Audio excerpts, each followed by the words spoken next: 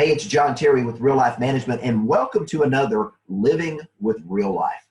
I'm pleased to have on this podcast with me today, Real Life Management founder, Wayne Nance. Wayne, today we want to spend a little bit of time talking about relationships.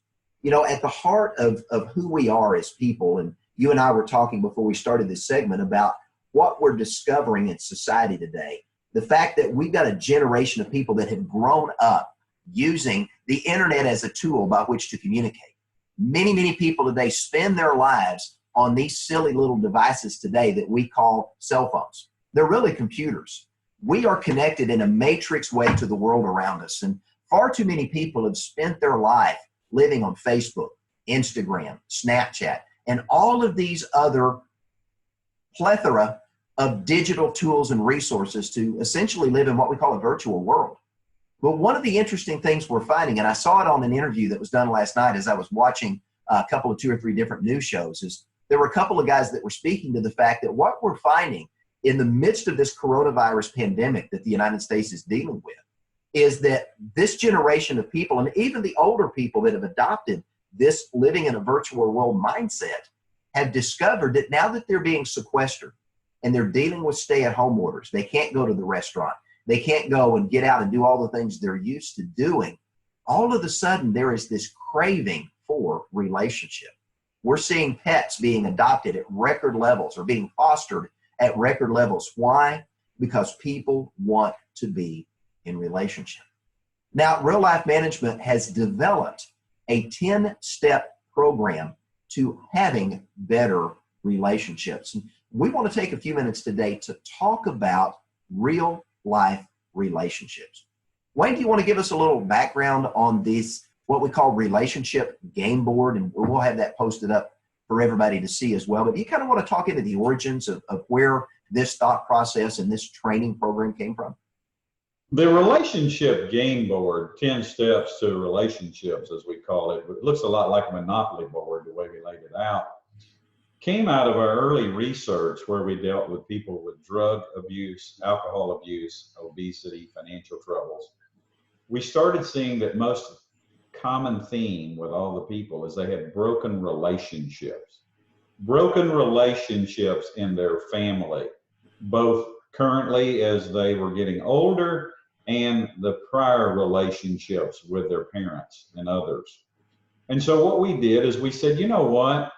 People can't get their hands around relationships. We're visual learners. Why don't we put together a step-by-step program? 10 steps. Looks like a Monopoly board that most of us old people have played. I think the younger generation has seen different virtual versions of it. And I think what you hit on about computers and technology, the one thing I would ask everybody that's really into technology today is, what is a relationship? Could you define it? The second question I would ask is texting a relationship. The third thing I would ask you is emailing a relationship. Is not returning phone calls or picking up the phone and talking to people a relationship? So I think we need to ask ourselves as we go into the 10 steps that we're going to talk about, we better get back to basics first and identify what is a relationship. I think that's what we're struggling with in our society today. And I'm willing to bet you, John, that you were right a few minutes ago.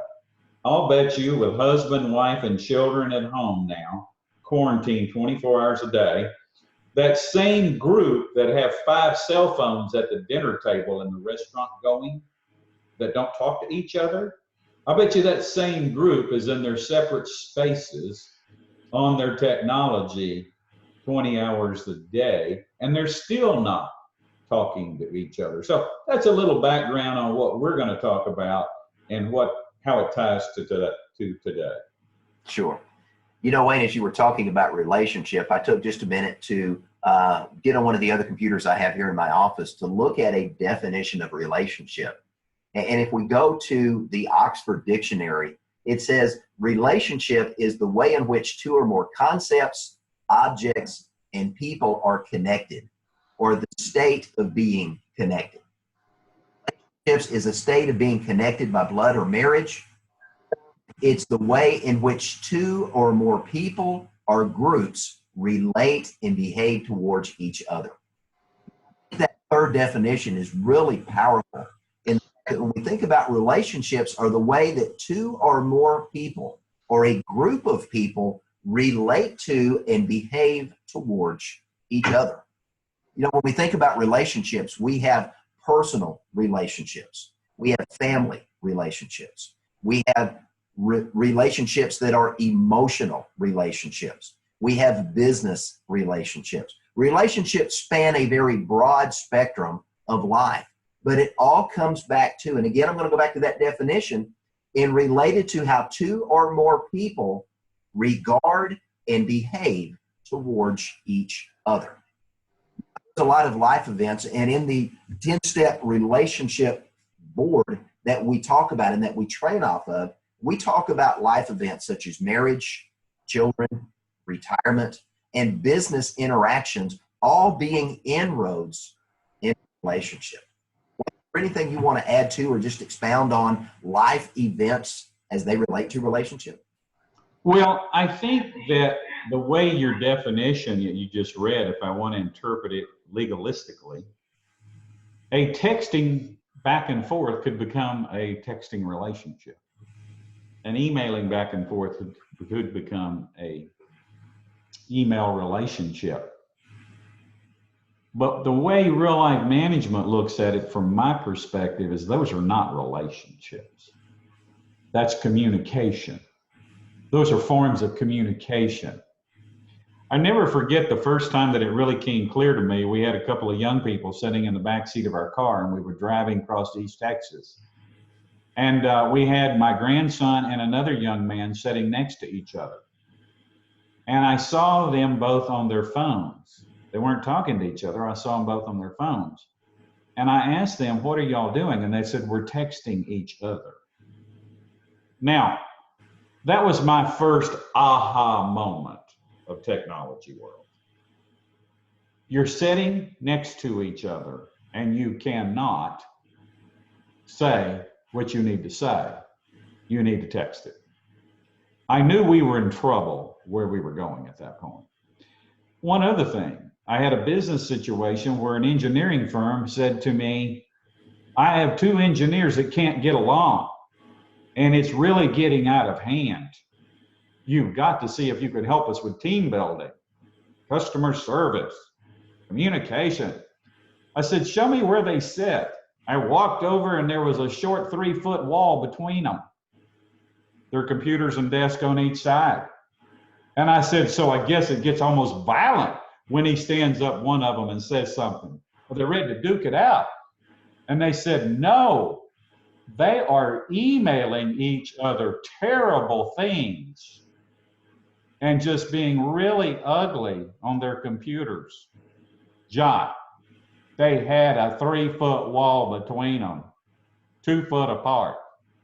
And they were having a relationship antagonistic with email. So I want you to know that all of the things I'm telling you were like 8 years ago, 9 years ago.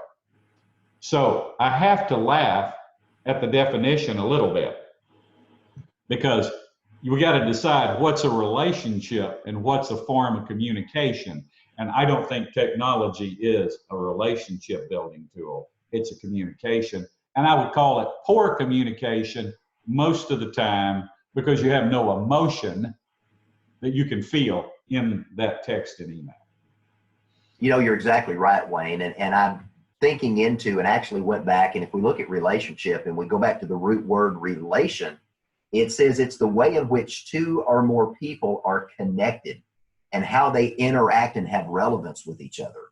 You know, like you, I've got a very similar story. I remember about 10 years ago, I was serving at a church in a different part of the state as part of a staff member. And I remember walking in and getting ready for service. And one of the young 20-year-olds at the time was in the little reception area that we call kind of our commons area, and was on her phone texting. And I'm like, well, who are you talking to this morning? She says, oh, I'm texting so-and-so.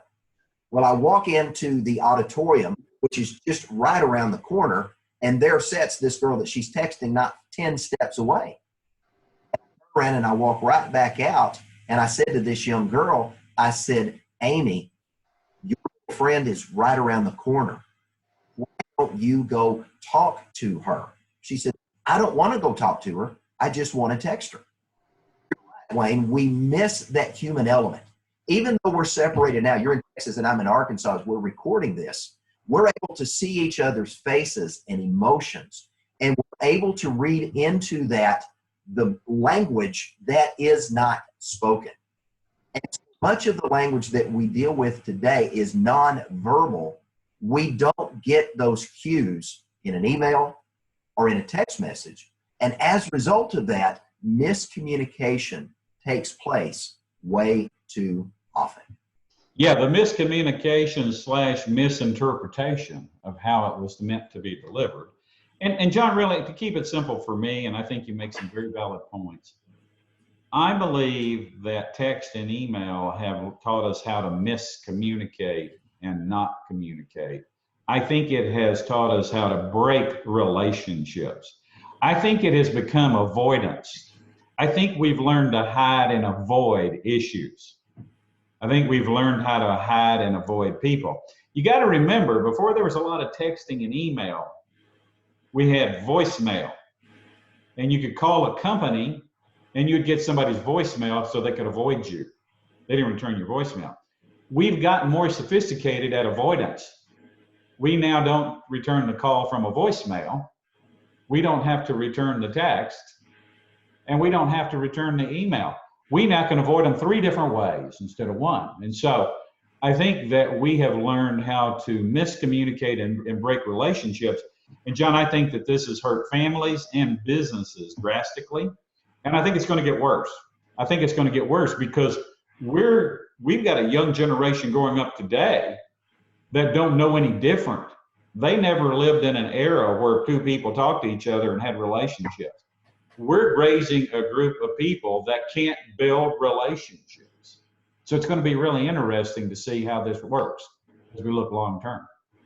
Yeah, Wayne, I agree with that. And I think back to some of the studies that were done early on as it relates to communication. And I do a lot of training in communication. That's one of the areas that I get asked in corporate America and in the sales and training coaching that I do is to speak into the area of communication.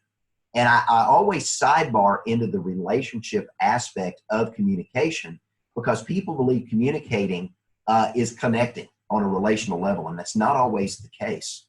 But remind them of the fact that studies that were done several years ago show that up to 93% of our communication with people is nonverbal.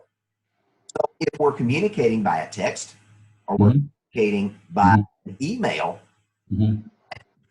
93% of the intended message is not being delivered. So we may be communicating and speaking words, but there's a significant difference between speaking words and actually connecting with someone on a relational level. Yeah, that's the old, I like to use the saying, did you hear me or did you listen to me? Did you hear me or did you listen to me? And they're not the same. And matter of fact, John, we're talking about communication, and right now you've been breaking up a little bit when I'm hearing you. But the fact is, and even though you're breaking up a little bit, we're having better communication than the texting email world is having, because I can look at you and I see your mouth moving, and if I don't hear it clearly, I still know your intent. And I think that's one of our points. Now, John, the irony is that number 1 on our 10-step board is communication.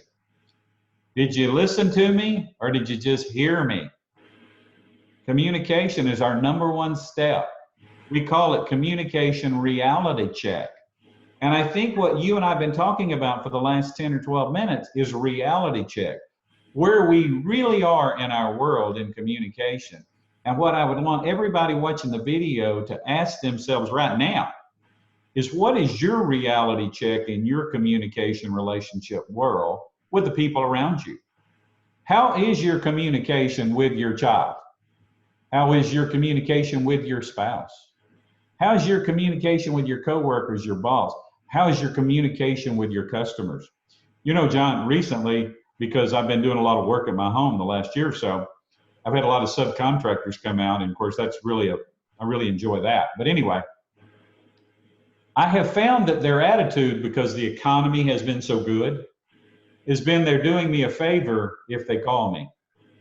They're doing me a favor if they show up. They're doing me a favor. And I think that in our world today, a lot of our customer service, because times have been good the last 4, 5, 6, 7 years, I think we've gotten spoiled in relationship unbuilding because times are good and we don't feel we need people. We don't feel we have to respond to people and communicate.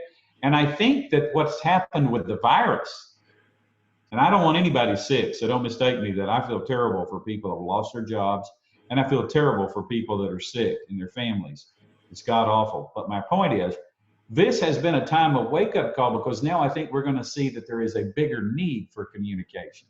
There's a bigger need for a reality check. Texting and emailing ain't going to get it all done for us to get well as a nation, as a family, and financially. No, I agree with that, Wayne. And you know, it's interesting, if you go back and you look at a lot of the court records of family relationships that have been devastated by divorce, and that's an area that we spend time on and we talk about in real life management in our training and programs we take to churches and to other organizations to speak about relationships and how to improve those relationships. If we go in and we read some of the main reasons for people getting divorced, communication, or what they call oftentimes irreconcilable differences is kind of the legal term they use. And this miscommunication, I think it's box number 1 in our 10 steps to relationships, because if we don't get our communication right, we don't love each other, we don't trust each other, and we don't like each other. You know, I remember growing up, my parents taught me, they said, John, as a Christian, you have to love everybody. But just because you have to love somebody as a Christian, you don't necessarily have to like them. And when we are miscommunicating, you know, I may have to love you because you're my brother or my sister, my wife or husband or whatever the relationship may be, but I don't have to like you right now. And miscommunication is such a huge ordeal. I think that's why we in our training spend so much time, even in a corporate environment. You know, I remember working in a church not too long ago. I was asked to come in, and this was a growing church that was, you know, making an impact, and they were reaching a different denominational or demographic group, not denominational, demographic group of people that were typically unchurched. But as they were bringing these people in, they called it Dysfunction Junction in their church, because they had a lot Dysfunction Junction, I like that. Interesting people in their church. I need some coffee on that, John. Yeah, they couldn't communicate with each other. They couldn't connect. And so through the use of our 3-minute survey, in helping everybody understand their unique communication style, they began to understand from staff members how to interact with other staff members, because they now understood for the first time the way they needed to communicate with somebody. Wayne, can you talk a little bit about how our attitudes, communication styles? Well, you know, the funny thing is that it's all about the attitude. I mean, we believe there's at least 128 different attitude types that we've identified because of our numeric scoring system. It takes 3 minutes, but we now know there's up to 128 different attitudes, not personalities.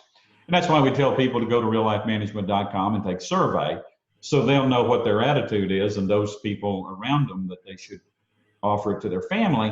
And I think that you need to look at it very simply, John. Let's just say me and you are the only 2 guys in the entire world. We don't know each other's scoring pattern. I have a 1 in 128 chance that I'm going to understand how you think. I'm going to understand 1 in 128 times, 1 out of 128 times, how you process, how you want to communicate, and how you want to be communicated with, John. So, what is my odds of miscommunicating with you, John, in building a relationship if I have a 1 in 128 chance? I think that's what I want the viewer.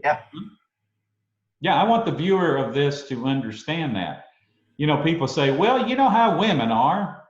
You know how men are. You know how minorities are. You know how old people are.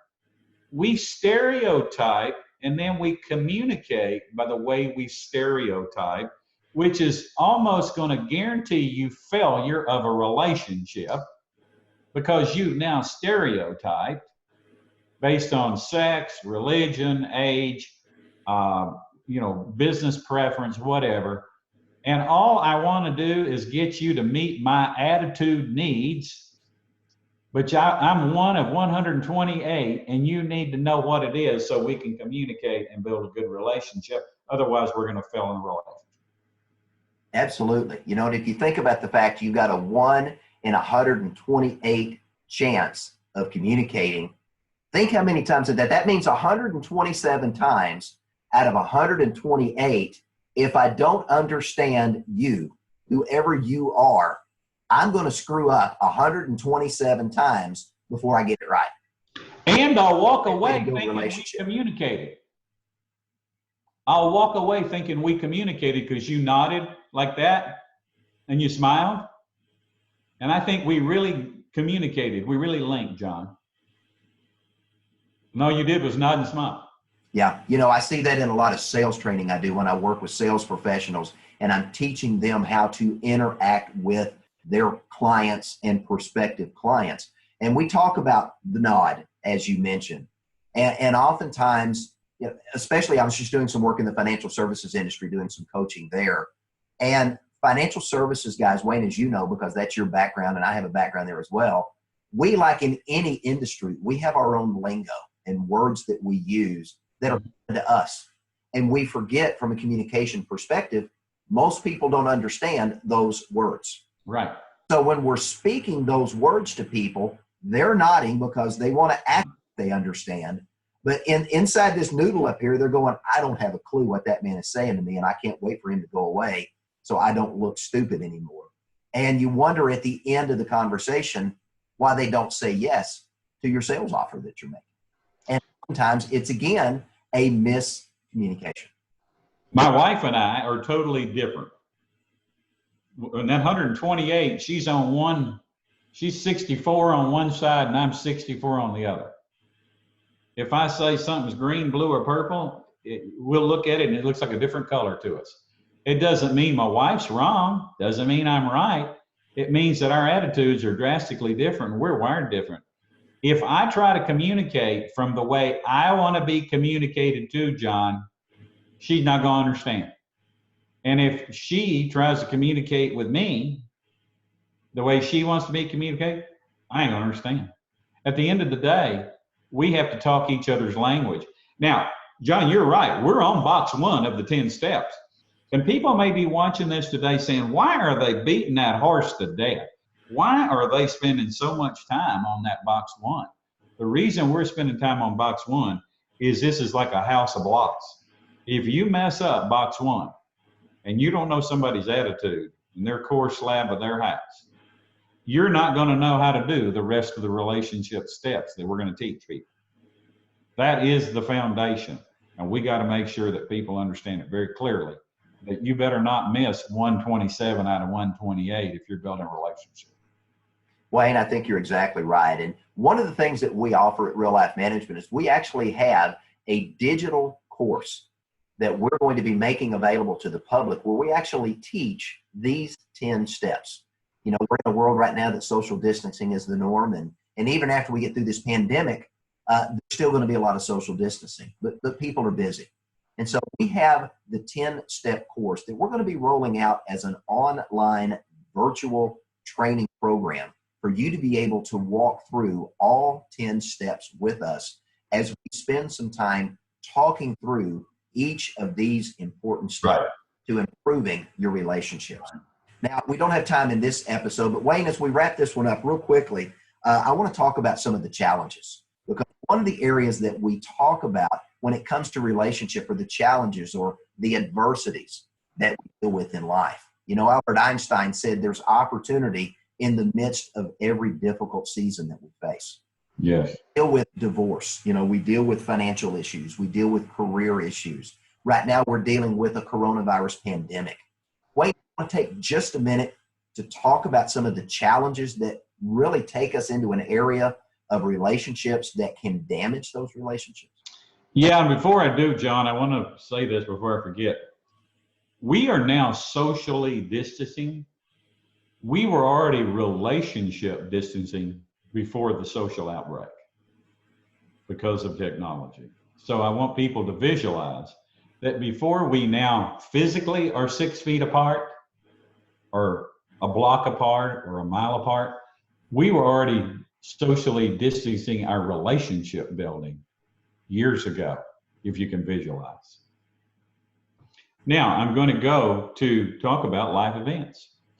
You know, when you and I do coaching for people or mentoring for people or whatever you want to call it, because you and I both came out of the financial industry and we both spent 20 something years listening to people tell us why they're failing and they don't want to do any better with their money. And then later on, we started working with people with all kind of issues, obesity issues, drug, alcohol, whatever. And we call those life events, John. And so when people would sit down now today with me or you, our company, and say, hey, Wayne, can you help me with blank? And I'd say, okay, fill in the blank. Can you help me with my marriage? Can you help me with my parenting? Can you help me with my retirement? Can you help me with the sale of my business?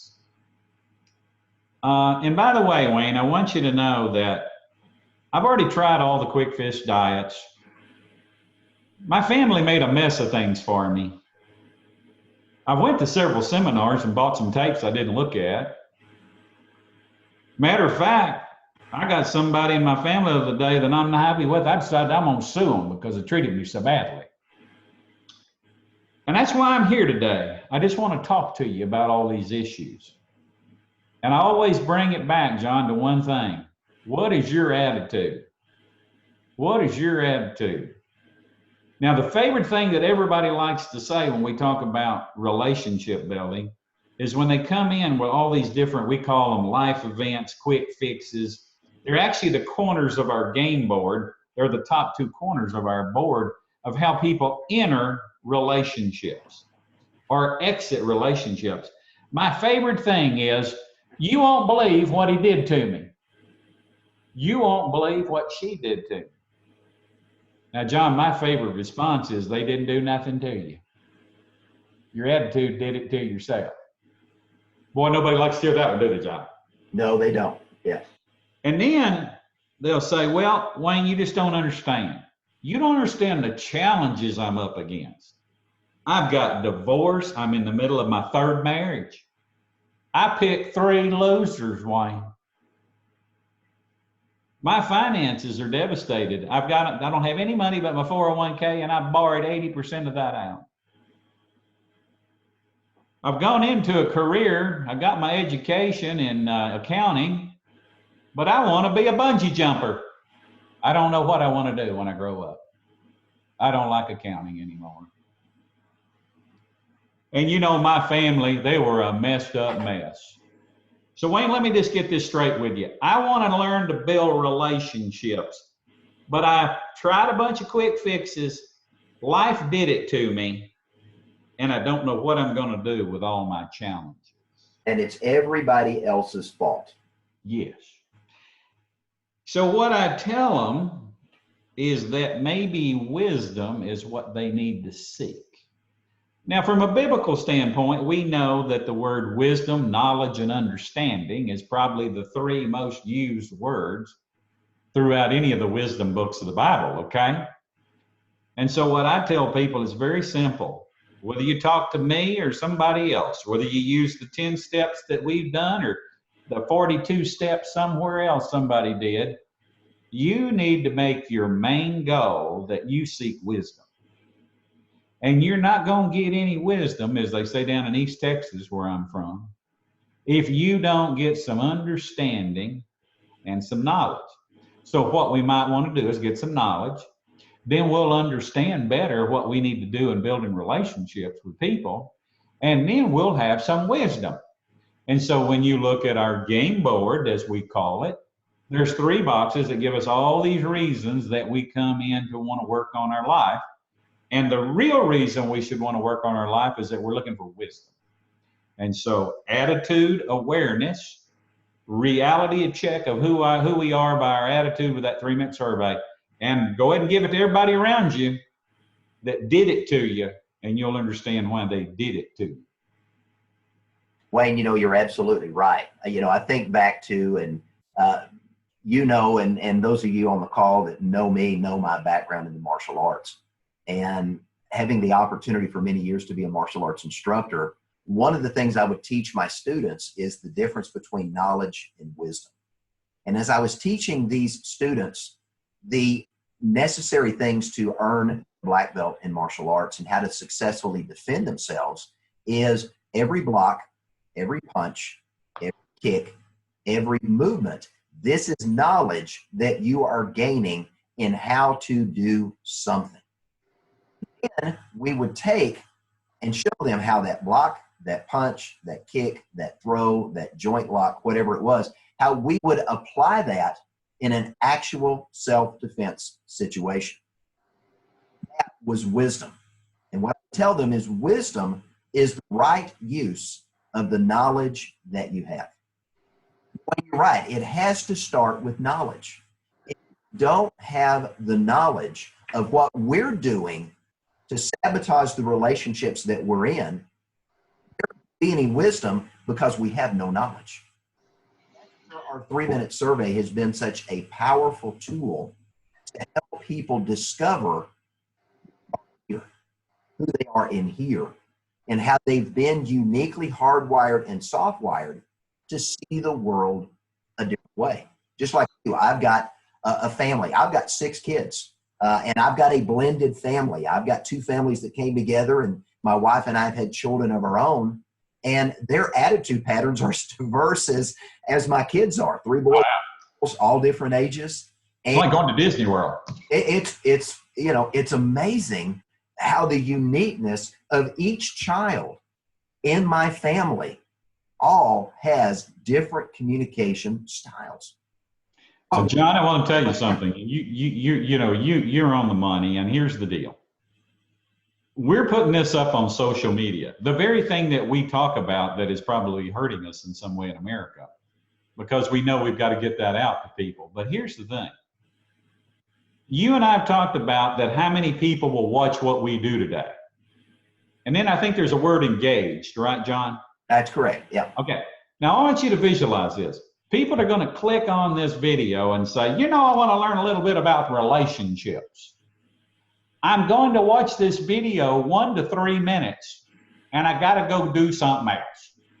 Now, isn't that ironic that we live in a world where we expect such a quick fix to our relationships and our communication that we really believe, this is funny to me. We really believe that whether it's our video or somebody else's video, that they can watch 1 to 3 minutes and walk away with some real meat of substance. So I have to laugh a little bit about what we're talking about today as we leave talking about technology. Absolutely. Well, Wayne, thank you for taking some time today to talk about relationships. And really, we spent a lot of time talking about communication. We are relational people, and the way we interact with each other is through our words and our actions. Box 1 on the board, John. Absolutely. I want to encourage those of you that are watching this video to think into what we talked about today and to think about your words and your deeds. And I want to ask you this. Do they align? Do you say one thing and do another? Or do you do one thing and say another? Is it kind of the old adage, do as I say and not as I do? That's miscommunication as well. So I want to challenge you and encourage you, and we've talked about it a few times. If you haven't had an opportunity to take our 3-minute survey, why not invest in yourself today? Why not invest in your family today and have an opportunity to discover how you need to communicate with those that are most important to you? If your wife, your husband, your children, those in your business environment that you work with, your business partners, your employees, if it's not important to you, that you learn to understand how they need to be communicated to in order to understand what you're saying so that they can implement what you're asking them to do, then you're going to continue to struggle in your relationships. So let me encourage you to take just a few minutes and jump over to our website, www.reallifemanagement.com, and take our 3-minute survey. It's an opportunity to invest in yourself And it's an opportunity to really make yourself become better at who you are by discovering really who you are on the inside. Wayne, anything you want to add as we wrap this up today? Now, about the only thing I like to tell people about relationship is that if you always do what you always did, you'll always get what you always got. Wayne, that's well said. Hey, ladies and gentlemen, thank you for joining us for this version of Living Real Life. I'm John Terry with Wayne Nance. Thank you for joining us, and have a great day.